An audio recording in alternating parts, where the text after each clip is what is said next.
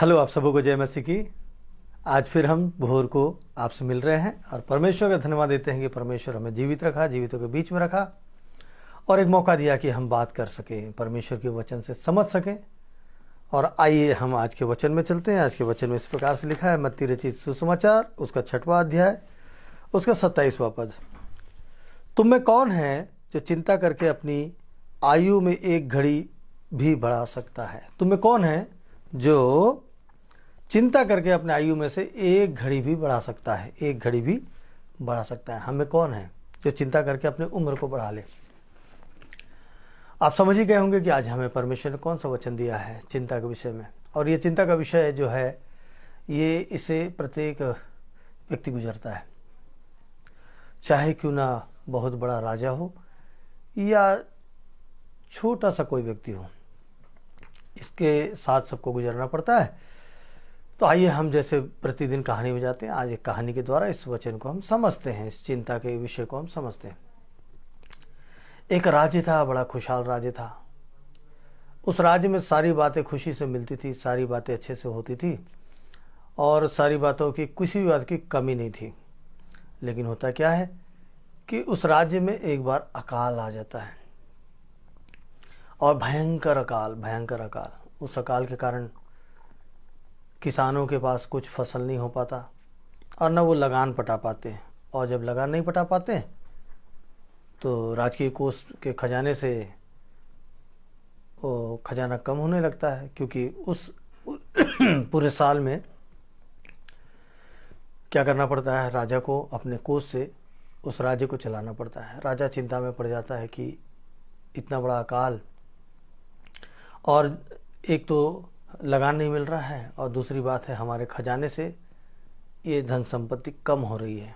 राजा वहाँ से अपने चिंता में शुमार हो जाता है और वो वर्ष बीतता है। उस वर्ष के बाद अकाल ख़त्म तो हो जाता है, लेकिन राजा चिंता करने का उसका जो आदत है वो बढ़ जाता है। वो अपने पड़ोसी राज्य की चिंता करता है। वो ये चिंता करता है कि एक बार अकाल बीत गया, अभी इस बार फिर वो इस वर्ष और अकाल आ जाएगा तो हमारे खजाने का क्या होगा, हमारे पड़ोसी राज्य हमारे ऊपर चढ़ाई कर देंगे तो हमारा क्या होगा। ऐसा वो कई प्रकार की चिंता में पड़ जाता है, बहुत प्रकार की। और जब चिंता शुरू होती है तो फिर नाना प्रकार की चिंताएं आना शुरू हो जाती है। बहुत ज़्यादा चिंतित होता है। लेकिन वो क्या देखता है, एक माली को देखता है जो उसके बगीचे में काम करता होता है। जब भी राजा अपने महल से टहलता है तो उस खिड़की से वो देखता है उस माली को, कि माली क्या करता है, दिन भर काम करता है, फिर सूखी रोटी खाता है। उसको खाते हुए भी देखता है, वो बड़े छक कर खाता है और सो जाता है। वो कहीं पेड़ के नीचे सोता है और उसके नींद को देखकर ये राजा को बहुत जलन होती है कि देखो इतना मेहनत करता है, खाने पीने का ठिकाना नहीं है और इसको सोने के लिए कोई ऐसी जगह भी नहीं चाहिए, सीधा पेड़ के नीचे सो जाता है। और उसके नींद की चिंता को देखकर राजा बहुत चिंतित हो जाता है कि यार इसको इतनी नींद आ जाती है, इसको खाने के लिए कोई ठिकाना नहीं है, इसको नींद आ जाती है फिर भी और मुझे ये सारे ऐशो आराम है, सारी बातें हैं, फिर भी मैं सो नहीं पाता हूँ। मैं सारी रात जागता हूँ क्योंकि मुझे चिंता सताती है। जब राजा सोता होता है तो उसको चिंता होती है कि कहीं आज रात को कहीं कोई पड़ोसी राज्य इसके ऊपर चढ़ाई तो नहीं कर रहा, मैं तैयारी करके बैठा हूँ कि नहीं, ऐसे चिंता में। तो एक दिन क्या होता है, एक संत उसके पास आते हैं तो वो संत से बातें करता है कि बोलता है, महाराज ऐसी परिस्थिति है, मुझको नींद नहीं आती है, मैं खाना नहीं खा पाता हूँ, मैं बड़ा परेशान हूँ, मैं बहुत चिंता की मुद्रा में रहता हूँ। और चिंता यह है कि मुझे मेरे देश की चिंता है, मेरे राज्य की चिंता है, मेरे प्रजा की चिंता है, खजाने की चिंता है, सारी चिंताएं हैं। तो राजा जो संत है वो बोलते हैं, एक काम करो राजा, आप जो है अपने ये जो राजपाट है इसको आप अपने बेटे को दे दो और आप इस बोझ से मुक्त हो जाओ। तो राजा तुरंत जवाब देते हैं कि मेरा बेटा तो अभी राजकुमार जो है अभी वो 5 साल का है, इतने कम उम्र में वो मैं उसको कैसे दे सकता हूँ और वो कैसे राजपाट संभालेगा। तब फिर इस बात की चिंता होती है। तो फिर संत बोलते हैं कि ठीक है, ऐसा करो कि तुम राजपाट मुझे दे दो और चिंता से मुक्त हो जाओ। तो राजा को ये बात अच्छी लगती है, वो ठीक है उस संत को दे देता है। उस संत फिर बोलते हैं कि अब राजा आप क्या करोगे? तो राजा बोलता है कि अब मैं कुछ व्यवसाय कर लूँगा, कुछ पैसे लूँगा और व्यवसाय कर लूँगा। तो ये संत बोलते हैं कि पैसा तो अब सब पैसा तो मेरे हाथ में आ गया, क्योंकि राजपाट मेरे हाथ में तुमने मुझे दे दिया, तो इसका चिंता तो मैं करूँगा। तो फिर राजा बोलते हैं कि ठीक है, मैं कहीं नौकरी कर लूँगा। अच्छा, नौकरी कर लेंगे, ठीक है। तो फिर राजन ऐसा करिए, आप जब नौकरी ही करना चाहते हैं तो मैं तो संत इंसान हूँ, मैं संत हूँ, और मैं कहाँ ये राजपाट के फंदे में पड़ूंगा, मैं तो अपनी कुटिया में चले जाऊंगा। आप नौकरी समझकर मेरे इस राज्य को चलाइए, क्योंकि आज से तो ये राज्य मेरा हो गया है, अब इस राज्य को आप चलाइएगा नौकरी समझकर। राजा खुश हो जाता है, चलो बहुत अच्छी बात है, और राजा उसके बाद फिर उस काम को नौकरी समझ के करने लगता है। कुछ समय के बाद जब वो संत आते हैं, और जब संत आकर उसे राजा से भेंट करते हैं, तो राजा बोलता है, प्रणाम करता है। तो फिर राजा से बोलते हैं, राजन बताइए आज आपकी स्थिति क्या है, आज आपको कितनी चिंता है? तो राजा बोलता है कि अब मुझे कोई चिंता नहीं है, मैं बड़े आराम से सोता हूँ और भरपेट खाता हूँ, मुझे खाने में भी आनंद आ रहा है और सोने में भी आनंद आता है, और मैं इस काम को बड़े अच्छे से कर पा रहा हूँ। तो यहाँ पे इस बात को क्लियर हो जाता है कि वो काम को अपने कर्तव्य के समझ कर करना शुरू कर किए। राजा कर्तव्य समझ कर उस काम को किए, तो उस काम के लिए उसको वो चिंताएं नहीं सताई जो चिंता वो राजा समझकर कर रहे थे। तो यही बात है कि हम चिंता करते हैं तो हम किस काम से चिंता कर रहे हैं, किस बात से चिंता कर रहे हैं, कैसी बातों से चिंता कर रहे हैं, ये हम पर डिपेंड करता है। अगर हम जिस काम को कर्तव्य समझ कर करेंगे तो हमारे एक ड्यूटी हो जाएगी, हमारे एक फ़र्ज हो जाएगा, और उसके लिए हमारे लिए फिर हमें चिंता बदल जाती है। क्योंकि हमने आज पढ़ा है क्या पढ़ा, मत्ती रचित सुसमाचार उसका 6वां अध्याय उसके 27वें पद में ये लिखा हुआ है, तुम में से कौन है जो चिंता करके अपनी आयु में एक घड़ी भी बढ़ा सकता है? एक घड़ी भी। मुझे तो नहीं मालूम कि कोई भी चिंता करके व्यक्ति एक घड़ी भी बढ़ाता होगा, क्योंकि जब भी हम डॉक्टरों के पास जाते हैं तो वो बोलते हैं कि भैया आप चिंता कम करो, नहीं तो आपकी तबीयत ज़्यादा खराब हो रही है, आपका उम्र घट रहा है। तो चिंता करके कोई व्यक्ति अपनी घड़ी को बढ़ा नहीं सकता। इसलिए परमेश्वर का वचन हमें क्या सिखाता है? परमेश्वर का वचन हमें सिखाता है, वो लिखा है भजन संहिता 37 के 5 में लिखा है, ये इस प्रकार से लिखा है, यहोवा अपने मार्ग की चिंता यहोवा पर छोड़ो, अपने मार्ग की चिंता यहोवा पर छोड़ और उस पर भरोसा रख, वही पूरा करेगा। अपने मार्ग की चिंता यहोवा पर छोड़ और उस पर भरोसा रख, वही पूरा करेगा। हम किसी बात की चिंता भी करके हम कुछ नहीं कर सकते, लेकिन यदि हम उस परमेश्वर को, जिसने हमें बनाया, जिसने हमें जीवन दिया, जिसने हमें आज भी जीवित रखा है, अपने संसार में उसने हमें रखा है, तो वो हमारी चिंता करता है, और वही हमारे उम्र को तय करता है, वही हमारे जीवन को तय करता है। लेकिन आप हमेशा देखेंगे कि जब भी हम चिंता करते हैं तो बीमार पड़ते हैं, चिंता करते हैं तो शरीर में दुर्बलताएं आती, चिंता करते हैं तो हर चीज़ हमें बदला बदला सा नजर आता है। इसलिए आज हम इस बातों को समझें और चिंता को किसके ऊपर छोड़ दें?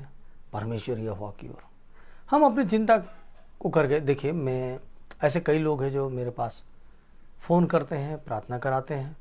उसमें से एक बहन की चिंता को मैं आपके सामने शेयर कर रहा हूँ। एक बहन है, वो अपने परिवार से बहुत परेशान है, बहुत परेशान है।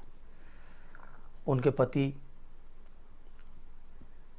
उनका साथ नहीं देते, अभी किसी अन्य स्त्री के फंदे में पड़ गए और नाना प्रकार की बातें घर में चल रही है। उनके रिश्तेदार भी उनके साथ में नहीं है और वो स्त्री परेशान है, कोई समाधान नहीं मिलता, कोई साथ देने को खड़ा नहीं। वो स्त्री के पास कोई रास्ता नहीं है, उसके अपने रिश्तेदार भी उसको साथ नहीं देते हैं, उसके पति के रिश्तेदार भी उसका साथ नहीं देते हैं, उसको घर से निकल जाने के लिए बोलते हैं। और वो स्त्री कहाँ जाए, बच्चों को लेकर कहाँ जाए? और जब वो चिंता को लेकर परेशान थी, हमने उससे बातें किया। हमने बोला कि क्यों ना हम आपके इस मामले को परमेश्वर के न्यायालय में सौंप देते हैं, क्योंकि परमेश्वर न्यायी है, न्याय करेगा। जिसने हमें भेजा है वो न्याय करेगा। और हमने उस न्यायालय में, परमेश्वर के न्यायालय में उस बात को रख दिया, उस बहन की बातों को रख दिया। और मैंने कहा कि बहन, अगर आप अपने बच्चों की चिंता करते हो, बच्चों का ख्याल करते हो, तो इस बात की चिंता छोड़ दो, क्योंकि ये तुम्हारे वश में नहीं है। और परमेश्वर के न्यायालय में जब सौंपा गया है तो परिस्थिति बदलना शुरू हो गई है। परिस्थिति बदलना शुरू हो गई है। वो पति जो है वो माफ़ी मांगना शुरू कर दिया है, वो अपने जीवन को बदलना शुरू कर दिया है। न जाने कैसी परिस्थिति आना शुरू हुई है कि वो स्त्री उसके बीच से दूरी बनाने को तैयार है। ये परमेश्वर का काम है। जब तक परमेश्वर के पास हम अपनी समस्या को नहीं छोड़ेंगे, स्वयं चिंता करेंगे, तो हम उससे बाहर नहीं आ सकते। इसलिए आइए हम अपनी चिंता को उस परमेश्वर को सौंप दें।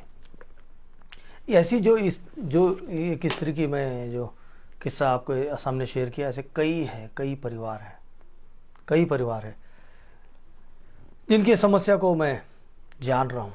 ऐसी समस्या जिनसे निकल पाना मुश्किल है, ऐसी समस्या जिन पर पार पाना मुश्किल है। कई लोग हैं जो अपने व्यवसाय में नुकसान पाकर बैठे हैं, कोई रास्ता नहीं सूझ रहा है, लेकिन खुद से उसको लड़ने का प्रयास कर रहे हैं और चिंता करके एक नए विचार को जन्म दे रहे हैं। हम जिस काम में हमको एक्सपीरियंस मिला है, जिस काम में, जिस बिजनेस को हम कर रहे हैं, उसमें अनुभव है हमको, हम उसमें लगे रहें और धीरज के साथ परमेश्वर के पास अपनी चिंता को सौंप दें। चिंता ना करें। अगर चिंता करेंगे तो हमको वो मार्ग नहीं दिखेगा जो मार्ग हमारे लिए छुटकारे की ओर ले जाता है। इसलिए आज अपनी चिंता को इस वचन के अनुसार, भजन संहिता 37 के 5 के अनुसार, अपने मार्ग की चिंता यहोवा पर छोड़ और उस पर भरोसा रख, वही पूरा करेगा। जो जिसने हमें जीवन दिया, जो हमको इस दुनिया में लाया, वो हमारी चिंता करता है और वो जरूर है कि हमारे लिए सारी बातों को पूरा करेगा। तो आज से हम चिंता को उस परमेश्वर के हाथ में सौंप देते हैं जिसने हमें जीवन दिया है, जिसने हमें आज का दिन भी दिया है। आइए हम प्रार्थना में जाएं। पवित्र सामर्थी प्यारे प्रभु यीशु मसीह, हमारे उद्धारकर्ता पिता परमेश्वर, हम आपको धन्यवाद देते हैं कि आज आपने इस खूबसूरत वचन के द्वारा हमें सिखाया है कि चिंता करने से कोई लाभ नहीं।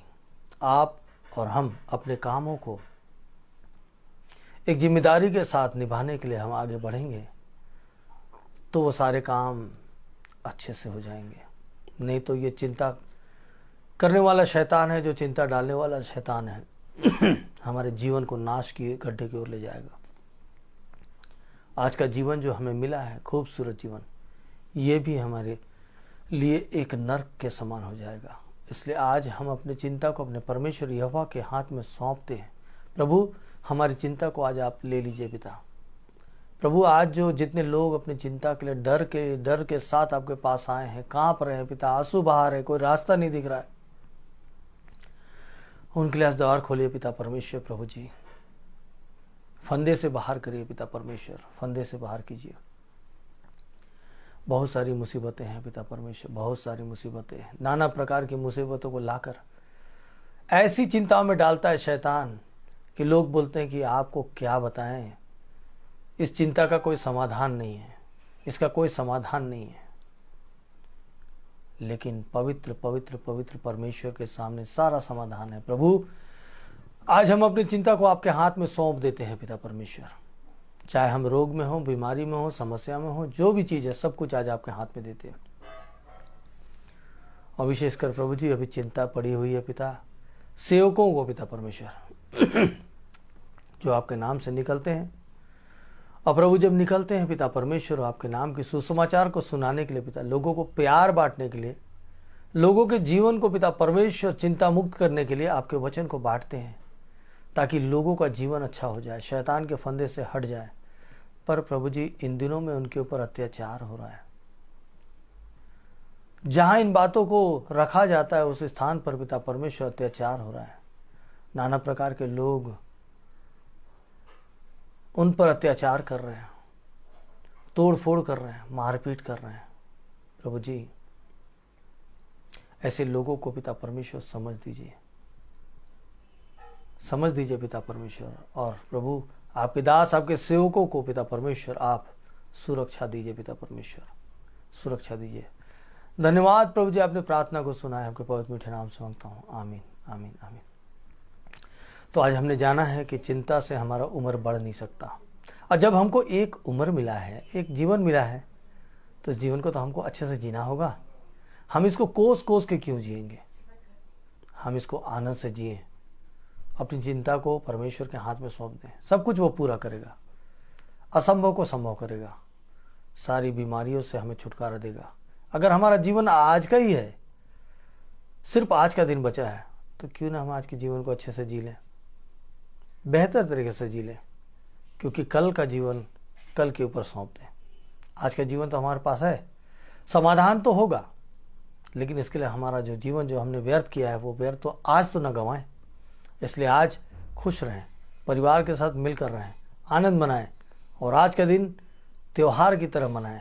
प्रभु आप सबको आशीष दे, और हमेशा की तरह हम कल फिर मिलेंगे, और एक नए वचन, एक अच्छी कहानी के साथ। आप सबको जय मसीह की।